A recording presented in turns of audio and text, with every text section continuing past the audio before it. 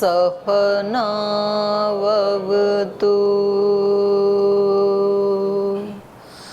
सहनौ भुनक्तु सह वीर्यं करवावहै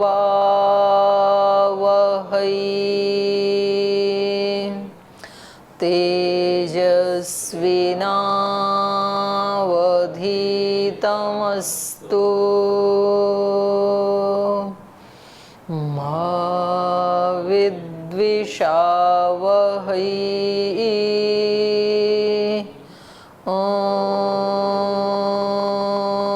शांति शांति शांति।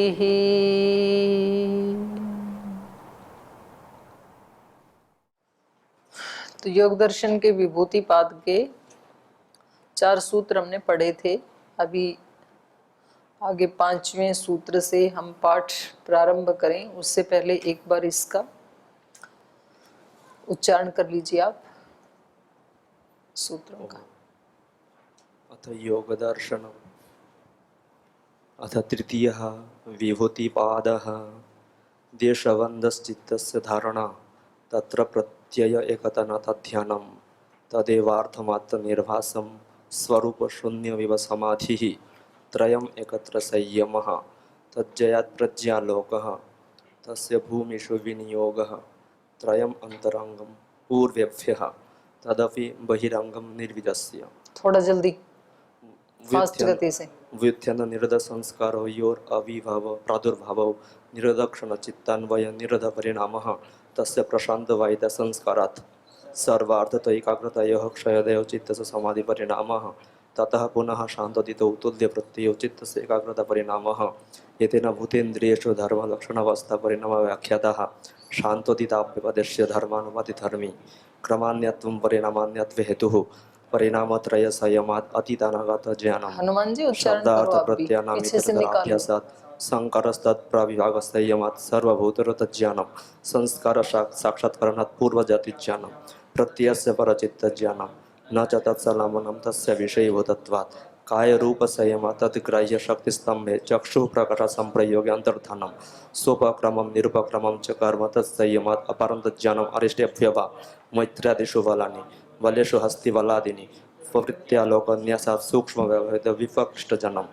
भुवन जनम सूर्य संयम चंद्रधारा विह जनम ध्रुवे तद्गति ज्ञानम नाभि चक्रे काय विह जनम कंठकूपे क्षुत् पिपासा निवृत्तिः कूर्मनाड्यम स्थैर्यम मूर्ध ज्योतिषि सिद्ध दर्शनम प्रतिभाद्वा सर्वम हृदय चित्त संवेद सत्वपुरुषयोरत्यंत संकीर्णयोः प्रत्यय विशेष भोगः परार्थत्वात् स्वार्थ संयमात् पुरुष ज्ञानम ततः पुनः ततः श्रावण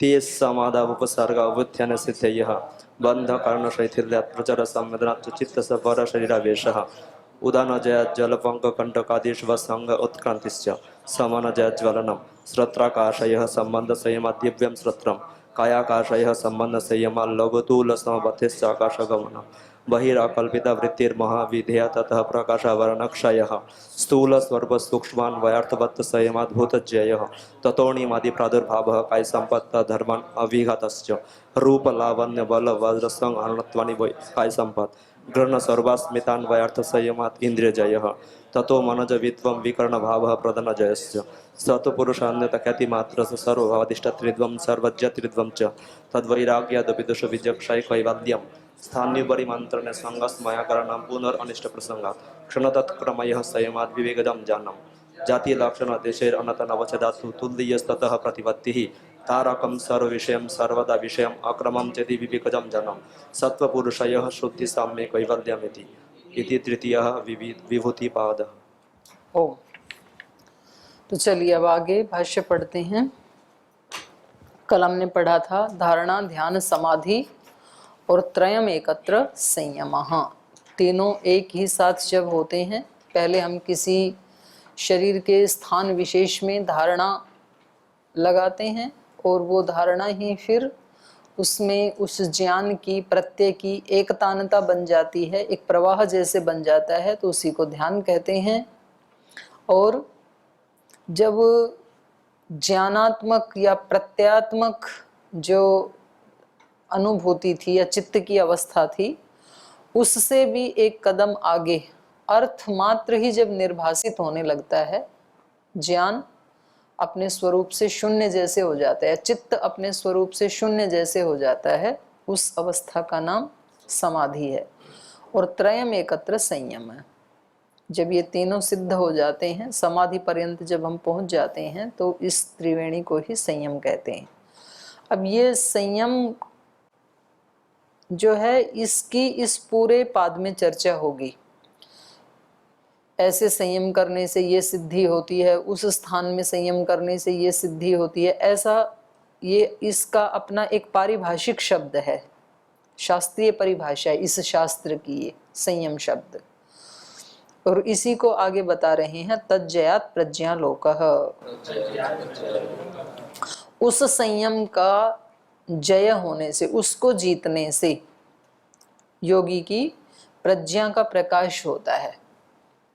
तो जीतने का मतलब है यहाँ पर उसका अभ्यास हो जाना, मतलब वो चीज हमारे लिए बहुत जल्दी से हम उसको सिद्ध कर लें। माने कोई व्यक्ति जैसे उपासना में बैठा, तुरंत उसकी धारणा लग जाए, धारणा से वो तुरंत ही थोड़े अल्पकाल में ही ध्यान में उतर जाए, और ध्यान से समाधि में, और फिर वो लंबे समय तक समाधि में रहने का जिसका अभ्यास हो जाता है, उसको कहेंगे यहाँ पर संयम को जीतना। तो ये कहा तज्जयात प्रज्ञालोकः, तस्य संयमस्य जयात समाधि प्रज्ञाया भवति आलोकः। तस्य संयमस्य जयात, उस संयम को जीत लेने से, माने उसका अभ्यास हो जाने से, समाधि प्रज्ञाया आलोकः भवति, समाधि प्रज्ञा का आलोक। समाधि में प्रज्ञा कैसी होती है, वो पिछले सूत्र में बताया ना। समाधि में प्रज्ञा कैसी होती है, अर्थमात्र निर्भास, उसको वो पदार्थ बिल्कुल लाइव दिखता है, ऐसी प्रज्ञा हो जाती है। अर्थमात्र निर्भास, स्वरूप शून्यमेव, ज्ञानात्मक जो स्वरूप है चित्त का, वो शून्य जैसे हो जाता है। तो ये जो प्रज्ञा का प्रकाश है, आलोक है, यानी उस समय समाधि अवस्था का जो ज्ञान है, वो जो ज्ञान या वो जो अनुभूति है, उसका इस संयम को जीत लेने से वो आलोक वर्धित होता जाता है, उसकी वृद्धि होती जाती है, विस्तृत होता जाता है वो आलोक। एक तो समाधि काल में ही रहता है, और एक फिर उसके बाद भी उसका प्रभाव बना रहता है। तो उसके बाद भी प्रभाव बना रहे, ये तब होगा जब हम इस संयम पर विजय प्राप्त कर लें। विजय प्राप्त करने का मतलब है कि ये संयम हमारा दृढ़ होता जाए, लंबे समय तक होता जाए। तो इसलिए कहा तस्य संयमस्य जयात समाधि प्रज्ञाया आलोक भवति, समाधि प्रज्ञा का प्रकाश होने लगता है। फिर यथा यथा संयम स्थिर पदो भवति, और ज्यादा खोल दिया भाष्यकार ने उसको, और स्पष्ट कर दिया। जैसे जैसे ये संयम स्थिर होता जाता है, स्थिर पदो भवति, तथा तथा समाधि प्रज्ञा विशारदी भवति, वैसे वैसे ही वो जो समाधि प्रज्ञा है वो और ज्यादा निर्मल, निर्मलतर, निर्मलतम, मतलब जैसे जैसे अंधकार तमस हटेगा, वैसे वैसे प्रकाश और ज्यादा होता जाता है। और जैसे जैसे प्रकाश बढ़ता जाता है, वैसे वैसे ही वस्तुएं यथार्थ रूप में हमें आभासित होने लगती हैं। जैसे आप बाहर के सृष्टि में देखेंगे कि सुबह प्रातः काल का जो अंधकार है वो धीरे धीरे कम होता जाता है, और वैसे वैसे सूर्य का उदय नहीं हुआ अभी, वो जो उसकी आभा है, लालिमा है, जिसको उषा काल कहते हैं हम, तो वो फिर धीरे धीरे उषा काल का जो प्रकाश है वो वृद्धि को प्राप्त होता है, बढ़ता जाता है। पहले लालिमा सी होगी, फिर और थोड़ा स्पष्ट होगा वस्तुओं का दर्शन, फिर थोड़ी देर के बाद सूर्य निकल आएगा। फिर सूर्य अभी निकला तो है लेकिन हमारे पास नहीं आया है, क्योंकि मकान आदि इन सब की अभी बाधा है, लेकिन तो भी उसका आलोक तो हमें और ज़्यादा स्पष्ट होता जाता है। और फिर बिल्कुल ऊपर आ जाता है तो सारी चीज़ें जैसी हैं वैसी स्पष्ट दिखने लगती हैं। तो कोई मतलब ना कोई भय होता है, ना कोई कन्फ्यूजन होता है कि ये पत्थर है या ये कोई ठूंठ है या वृक्ष है। सब चीज़ें जैसी हैं वैसी दिखने लगती हैं।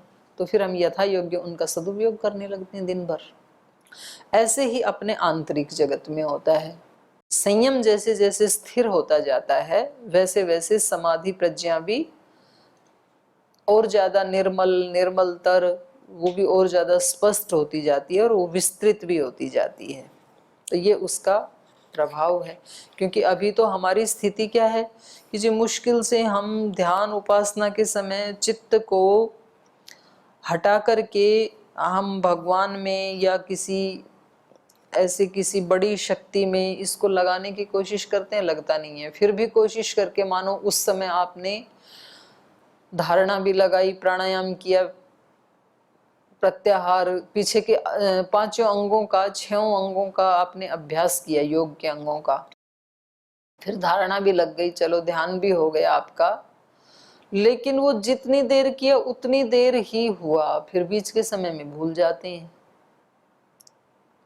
कट हो जाते हैं वहीं पर ही। फिर शाम को ही हम भगवान को याद करेंगे, दिन भर तो भगवान अपने स्थान पे, हम अपने स्थान पे, ऐसे हो जाते हैं ना। और ये जैसे जैसे बढ़ता जाएगा, स्थिर होता जाएगा संयम हमारा। धारणा का मतलब है कि उपासना काल में हमने प्रदेश के किसी एक स्थान में धारणा लगाई थी, स्थान विशेष में। अब हम जो काम कर रहे हैं उसी में धारणा लगा रहे हैं कि चित्त हमारा उसके सिवाय इधर या उधर नहीं जाएगा।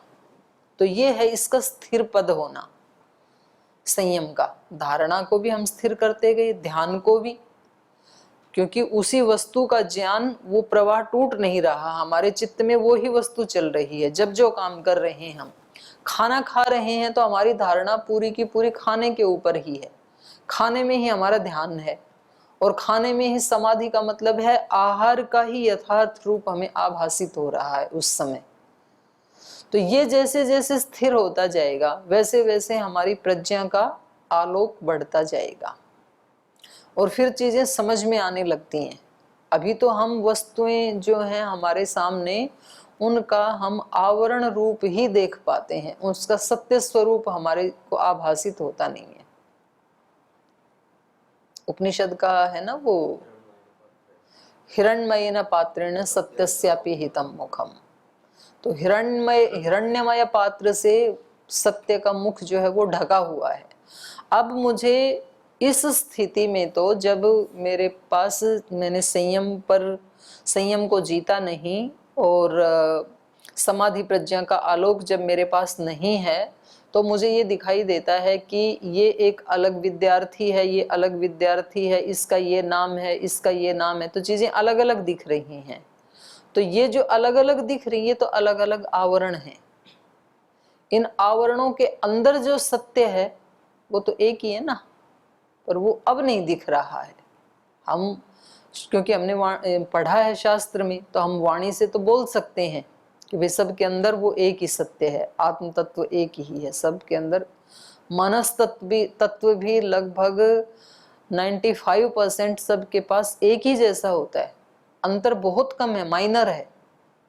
और फिर एक जो समष्टिगत मन है उसका संपर्क सभी के साथ है। पर ये चीजें अनुभूति में तब आती हैं जब हम ये धारणा, ध्यान, समाधि और संयम का अभ्यास करते हैं तब। बोलिए। प्रणाम दीदी। जे मन कैसे एक जैसे होगी, मतलब उसकी गुणकारी मन का जो मूल स्ट्रक्चर है ना, सत्व प्रधान, अच्छा, जो सृष्टि के आदि में हमें मिला है, वो एक ही जैसा है। और जो डिफरेंस है संस्कारों का वो बहुत कम है। जैसे देखो ना आप, सबके मन को प्रशंसा अच्छी लगती है, सभी के ही मन को, वो उसका स्वाभाविक मूलभूत उसका गुण है उस मन का। सभी को ही सुख अच्छा लगता है, सभी को ही दुख बुरा लगता है। तो कुछ चीजें मन की एक ही जैसी है ना। सभी मनों को आत्मीयता अच्छी लगती है। कोई भी व्यक्ति ये नहीं चाहता कि कोई मेरे साथ धोखा करे और कोई मेरे साथ आत्मीयता का व्यवहार ना करे। अब ये जो विज्ञान है इसको महापुरुष जान लेते हैं।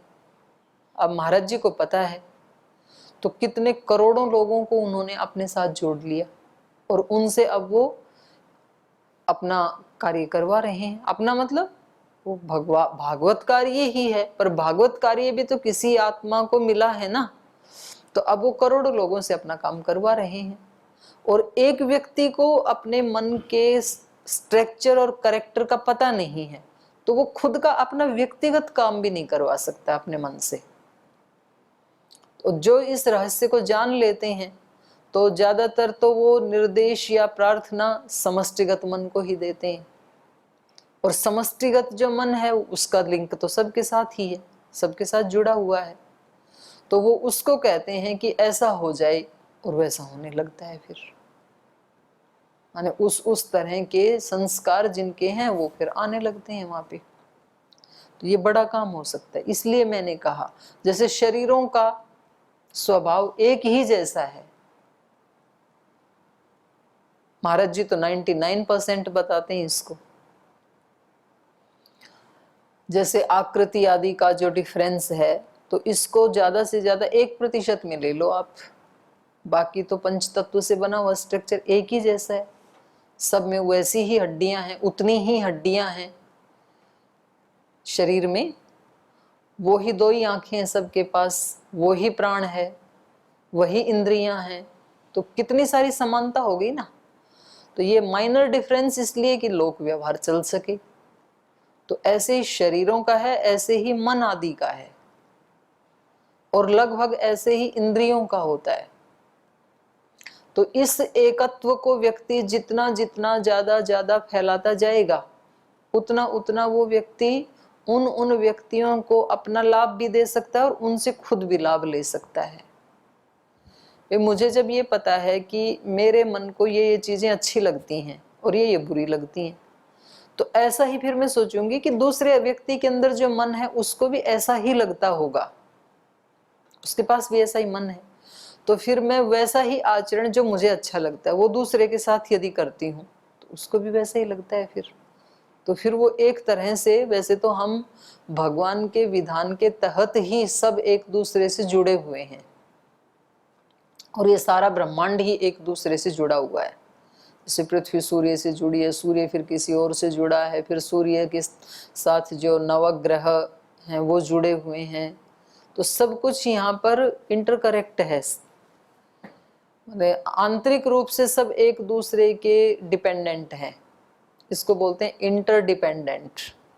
इंडिपेंडेंट होता है एक, तो एक डिपेंडेंट होता है, एक इंटरडिपेंडेंट होता है।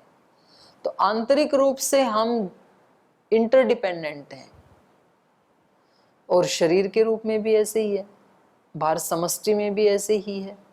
अब हमारे शरीर का एक एक अणु कोशाणु एक दूसरे के साथ जुड़ा हुआ है, तो इसलिए तो मन में कोई विचार आता है तो विद इन सेकेंड, 1 सेकेंड में वो मैसेज पूरा शरीर के एक एक कोशाणु तक चला जाता है। और जो अपने डॉक्टर्स हैं, साइंटिस्ट हैं, वैज्ञानिक हैं, वो बताते हैं कि एक एक हमारा जो सेल है वो प्रति क्षण, हर एक क्षण में कम से कम 1 लाख एक्टिविटी करता है, ये डॉक्टर्स बताते हैं। मतलब ये ऐसा ही है कि जैसे अपना ये एक कमरा है और इसमें बहुत सारी एक्टिविटी चलती हैं, पाठ चलते हैं, और यहाँ बैठने वाले जो लोग हैं उनका फिर एक किचन भी है, एक वॉशरूम भी है, तो पूरा एक सेटअप है ना। तो ऐसे ही अलग अलग एक एक सेल का भी है, वो सारे कार्य हर सेल में हो रहे हैं। तो एक दूसरे से इतनी फास्ट गति से वो मैसेज पास होता है। एक विचार, एक मैसेज आपके यहाँ आया कि ये व्यक्ति अच्छा नहीं है जो मेरे सामने है, अब ये विचार तुरंत वो वाला सेल 10,000 को दे देगा, और वो 10,000 अगले 10,000 को दे देंगे। तो आपके पूरे शरीर से एक एक अणु कोशाणु से ये भावना आ जाएगी कि ये व्यक्ति ठीक नहीं है, इसलिए इसके पास मत जाओ, और आप नहीं जाते हैं। ये एक विचार आपको नहीं जाने देता है माँ। और ये बात मनुष्यों की नहीं, ये प्राणियों की भी है, पशु पक्षियों में भी ऐसा ही है। पशु पक्षी में, छोटे बच्चे में, अब उनको पता तो नहीं है दूसरे व्यक्ति के कैरेक्टर का, पर उसके अंदर जो चल रहा है, उसके मन में जो भाव चल रहा है, उस भाव का प्रभाव उसके ऊपर हो जाता है। उसके मस्तिष्क का कोई एक पार्ट, छोटा पार्ट ये जान लेता है कि भाई इस सामने वाले व्यक्ति की भावना मेरे प्रति प्रीति की नहीं है, इसलिए वो प्राणी उसके पास आते ही नहीं है। और जो ऋषि मुनि योगी हैं तो उनको ये एहसास हो जाता है कि इस व्यक्ति के अंदर प्राणी मात्र के लिए अत्यंत प्रीति है, तो वो उनके पास आ जाते हैं। और कुछ तो ऐसे भी प्राणी हैं कि वो उनको हानि नहीं करते हैं, और कोई दूसरा व्यक्ति हो तो हानि कर देंगे। जैसे अपने डोमेट वाले महाराज जी हैं, तो वो बताते हैं कि जब वो यहाँ सप्त सरोवर में साधना करते थे तो वो सुबह ध्यान में बैठते थे 2-3 घंटे। तो वो बताते हैं कि एक इतनी मोटी अजगर, बहुत लंबी अजगर, वो रोज आकर के उनके आसन के नीचे आके बैठ जाती थी, लेकिन उन्होंने कभी भी उनको हानि नहीं की। और वो ही किसी ऐसे प्राणी के पास पहुंच जाए जिसके मन में हिंसा है तो उसको काट लेगी फिर। और ऐसे मैंने वो एक अपनी जो माता हैं अमृतानंदमयी, उनका भी देखा कि वो ऐसे ध्यान में बैठी हैं और सांप आकर के उनके ऊपर चढ़ गया, उनके इस कंधे पे आया, फिर इस कंधे से इस कंधे पे आया, फिर इधर से उतर के चला गया। वो कैमरे में कैप्चर हो गया, दूसरे लोगों ने उसको कर लिया। और कोई दूसरा यदि व्यक्ति है तो वो उसको काट लेगा फिर। और ऐसे आपने देखा, ऐसे सुना आपने कहीं कि भाई ऐसे जो हिंसक प्रवृत्ति वाले प्राणी हैं, जैसे पतंजलि जी के बारे में सुना जाता है कि उनके पास सिंह आता था, तो ऐसे ऐसे हिंसक प्रवृत्ति वाले प्राणी भी उनके पास आ जाते हैं, दूसरे के पास नहीं आएंगे, आएंगे तो हानि कर देंगे। और तो ये इतना बड़ा विज्ञान है कि हमारे एक एक सेल का मैसेज पूरे शरीर को मिल जाता है। तो इससे पता लगता है कि ये बनावट एक ही जैसी है सबकी। इसलिए तो वहां महाभारत में आता है ना भाई, जो अपने लिए जो प्रतिकूल है वो दूसरे के लिए भी मत करो आप, तो कोई झगड़ा नहीं होगा। और अपने अनुकूल है वो दूसरे के साथ भी करो। तो इस दृष्टि से मैंने बोला कि सबका बहुत बहुत बड़ी मात्रा में एक ही जैसा होता है, शरीर भी मन भी। तो ये कह रहे हैं यथा यथा संयमः स्थिर पदो भवति तथा तथा समाधि प्रज्ञा विशारदी भवति, वैसे वैसे ये समाधि प्रज्ञा निर्मलतर होती जाती है। तो ये हमारे पास एक बहुत बड़ी संपत्ति है। किसी व्यक्ति के पास 1000 करोड़ नहीं, लाखों करोड़ की संपत्ति हो, तो इस योगी के पास ये वाली संपत्ति हो, संयम से प्रज्ञा का आलोक जो है, तो इस व्यक्ति की, इस योगी की संपत्ति के सामने वो जो लाखों करोड़ वाली संपत्ति है वो धूल के समान है। तो उसमें आते हैं ना, जब आए संतोष धन सब धन धूरी समान, धूल के समान होता है। ये बहुत बड़ी संपत्ति है इसके पास। इसका क्या करेगा ये योगी? तस्य भूमिषु विनियोगः। अब इसको जब संयम करना आ गया, एक ट्रिक तो है, हर चीज को चलाने की एक ट्रिक होती है ना। जैसे साइकिल को चलाने की एक ट्रिक है, बाइक को चलाने की एक ट्रिक है, गाड़ी चलाने की एक ट्रिक। एक बार आ गई तो अब वो व्यक्ति कोई भी गाड़ी चला लेगा, जिसको गाड़ी चलानी आ गई तो दूसरी तीसरी चौथी पांचवी कोई भी चला लेगा। यहाँ तक कि बिल्कुल उससे नया मॉडल है तो भी वो 5 मिनट में सीख लेगा, भाई इसका क्या क्या सिस्टम है, इसके गियर किधर हैं, या ये गियरलेस है, चला लेगा थोड़ी देर में। तो ये एक ट्रिक तो है। तो ऐसे ही मन भी एक मशीन ही है।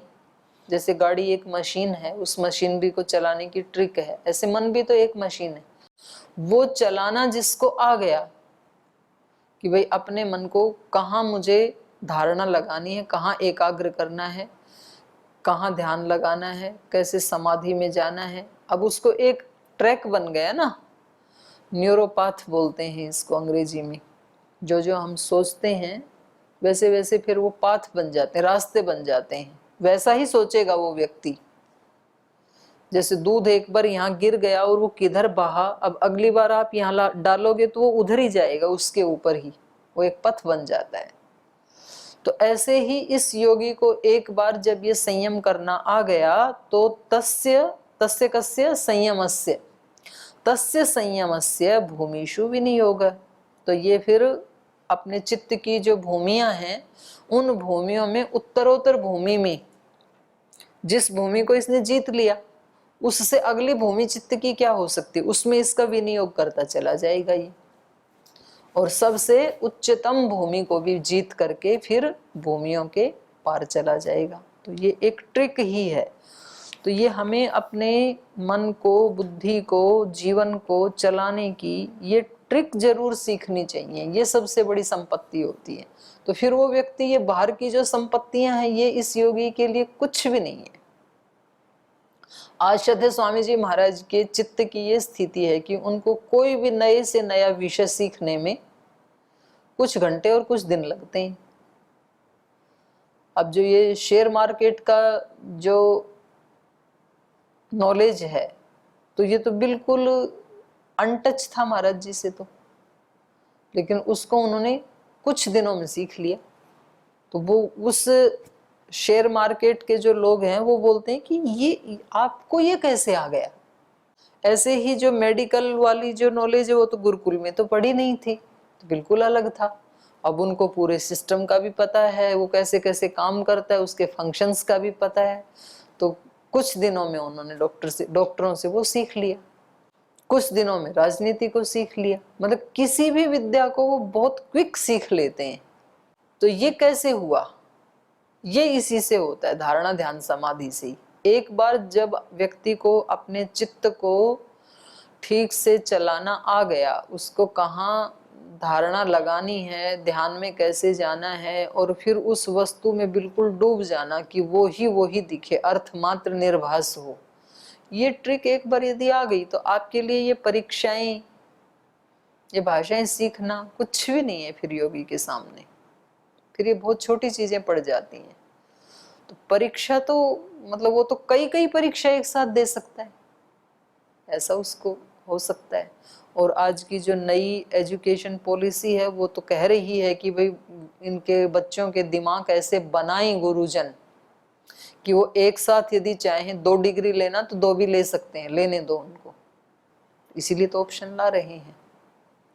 तो ये अपना विभूतिपाद जो है ये बहुत महत्वपूर्ण है, अपने को उसी भाव से इसको पढ़ना है। तो ये कह रहे हैं तस्य भूमिषु विनियोगः, अलग अलग भूमियों में फिर उस संयम का ये विनियोग कर देता है। फिर भाष्य कल पढ़ेंगे भाई, आज यहीं विराम लेते हैं।